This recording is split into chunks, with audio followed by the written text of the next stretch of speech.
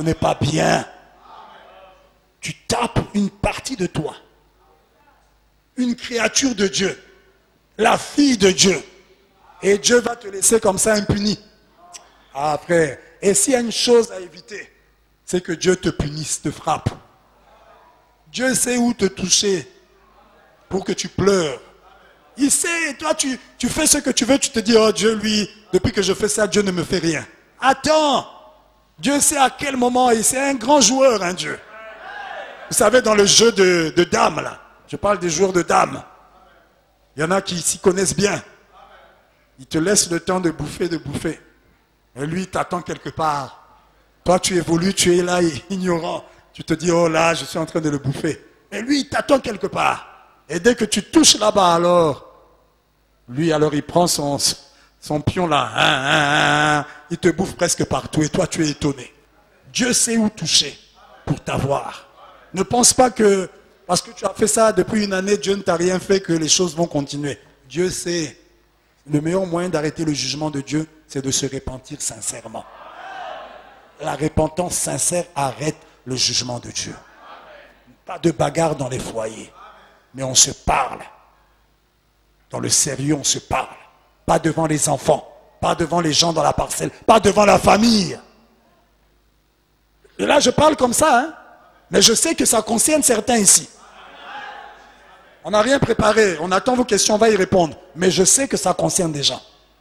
Il y en a spécialistes à faire connaître leurs problèmes aux parents.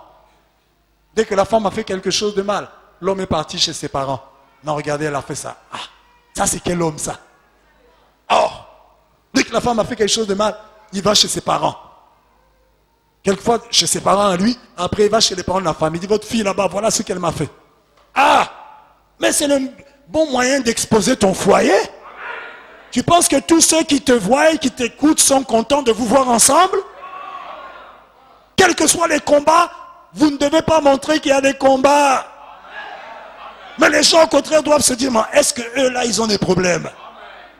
Parce qu'ils se disent, mais ils sont toujours amoureux. Toujours des chouchous, des chéris. Mais est-ce qu'ils ont des problèmes? Ils ont des problèmes, mais ils savent comment les résoudre. Car Dieu a parlé en ce temps de la fin. Et la parole est la solution à tous les problèmes. La solution, ce n'est pas le divorce. Dieu est le divorce. Ça, il ne doit pas y avoir dans ta pensée. Sœur, non, un jour je vais repartir chez mes parents. Ça, c'est un démon, c'est un esprit qui te oint. Parce qu'il te parle, il te donne des pensées. Et quand toi tu acceptes ça, tu ne comprends pas que c'est les démons. Et à force de dire ça, moi non, un jour j'irai chez mes parents. Comment ça? Comment tu peux dire ça? Oh non, j'irai chez moi. Chez toi, c'est où? Mais c'est là, dans le foyer. Chez toi, c'est dans le foyer. Ou bien moi, nos problèmes, le frère qui menace sa femme. Si c'est comme ça, je te rends chez les parents. C'est pas juste. Tu l'as prise, il n'y a plus à la rendre chez les parents. S'il y a des problèmes, trouvez les solutions là. Mais jamais, je vais te rendre chez les parents, jamais. Il ne faut jamais faire ça. Vous faites mal à Dieu comme ça. Vous avez cru le message. Vous étiez déjà peut-être ensemble, ou bien vous avez failli, vous êtes avec une femme, tout ça là. Le passé, il n'y a pas de problème, c'est sous le sang de Jésus. Si vous vous êtes repenti. Mais maintenant,